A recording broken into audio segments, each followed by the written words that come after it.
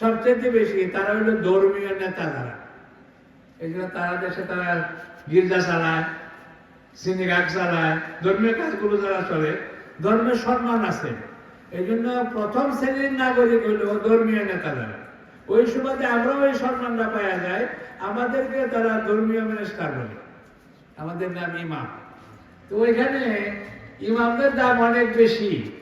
হসপিটালে যদি রুগী থাকে, বাপ যদি দেখতে চায় তার ছেলে মেয়েরে দেখার জন্য, অথবা বাপ রুগী আছে ছেলে মেয়ে দেখতে যায়, ভিজিটিং আওয়ার আছে, যে এত রাত থেকে এতটা রুগী দেখা যাবে। কথা বোঝেন নাকি? আমাদের দেশেও আছে এরকম।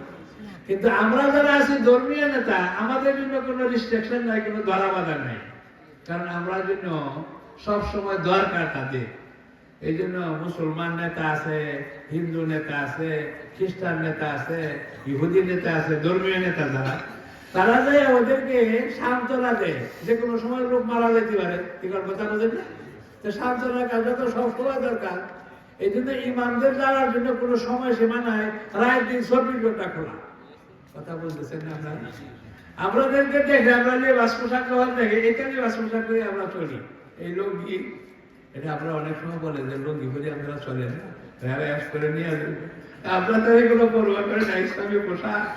এই সারা দেশে এইভাবে আমরা চলি। মন্ত্রী মিনিস্টারের সবার সাথে মিটিং টিং হয়, এই লেবাস পোশাক করে যায়।